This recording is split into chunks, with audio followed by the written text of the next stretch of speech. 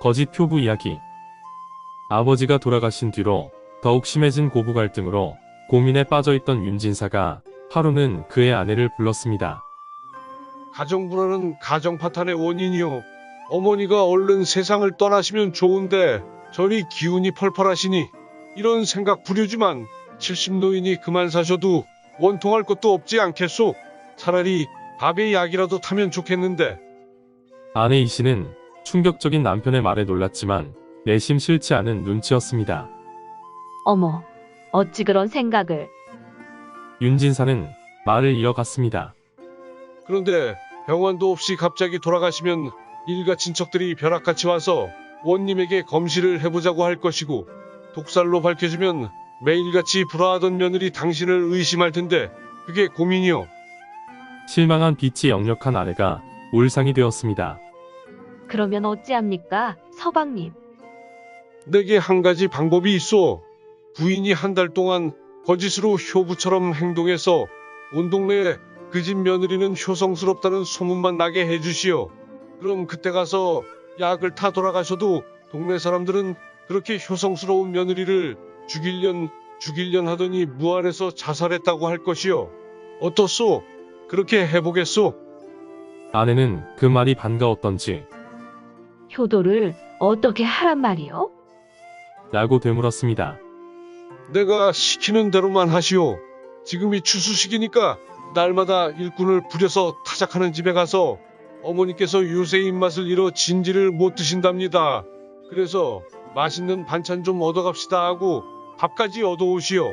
그리고 어머니께는 일집에 갔더니 반찬이 좋아서 얻어왔으니 맛있게 잡수세요 라고 권하면 돼요. 날마다 그렇게 하면 집집마다 당신을 효부라고 칭찬하게 될 것이요. 그거라면 어렵지 않습니다. 자신만만해하는 아내를 보며 윤진사는 말을 이었습니다. 또 내가 생밤 한 마를 사다 줄 것이요. 그 밤을 매일 20개씩만 쪄서 아이들 모르게 어머니 주무실 때에 잡숫고 주무시라고 하세요. 또 식전에 일찍이 숭늉을 끓여서 아침이 늦겠으니 미리 잡수시라고 하세요. 그러면 나는 만나는 친구마다 당신이 하는 일을 자랑할 것이요.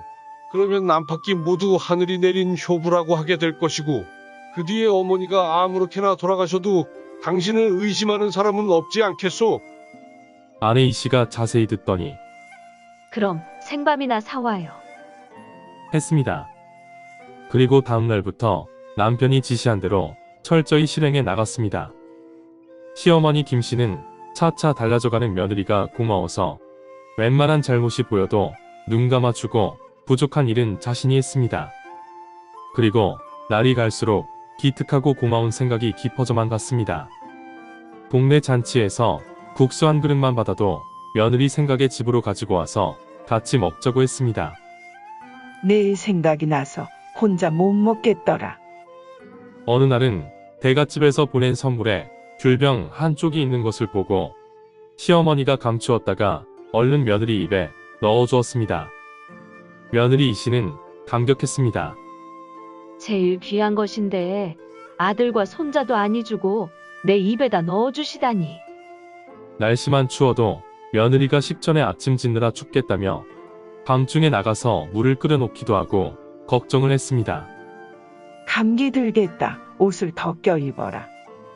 어느 날 윤진사가 어머니를 위해 저고리 옷감을 사왔습니다. 그러나 시어머니는 방 안에서 늙은이가 아무르면 어떠냐. 네가 해 입어라. 하고 며느리는 젊은 사람이 아무렴 어때요? 어머니가 따뜻하게 입으셔야지. 하면서 시어머니의 옷으로 만들었습니다. 어느 날 김장을 담으려고 며느리 이씨가 식전에 저고리를 입어보니까 잠든 사이에 시어머니가 자기 저고리 솜을 빼서 며느리 옷에 두툼하게 솜을 넣어 두었습니다. 개천에 가서 김장거리 씻기에 추울까봐 이렇게 하셨다는 생각에 감사의 눈물이 솟았습니다.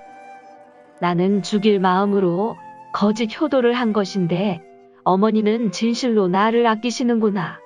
내가 벼락 맞을 년이다. 그리고 한 달이 지나 남편이 아내를 조용히 불렀습니다. 이제는 이 근방에서 전부 당신을 효부라고 하게 되었으니 오늘 저녁 진지에 약을 타드립시다. 이 말에 며느리 이 씨는 약을 주시면 내가 먹고 죽겠습니다. 내가 죽일 년입니다.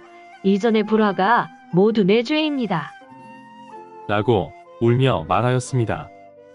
그 말을 듣고 남편이 말하기를 천하에 악한 부모는 없는 법이요. 부모를 죽일 마음을 먹고 잠시 동안 거짓으로 효성을 냈는데도 부모는 얼마나 착하신가. 계속 효도를 극진히해서 자식들에게 모범이 되면 훗날 우리도 자식들의 효도를 받을 것이요. 했습니다. 이 이야기는 조선 명종 때 화평 윤씨 대원공파 8세손 윤명선의 실화라고 전해집니다.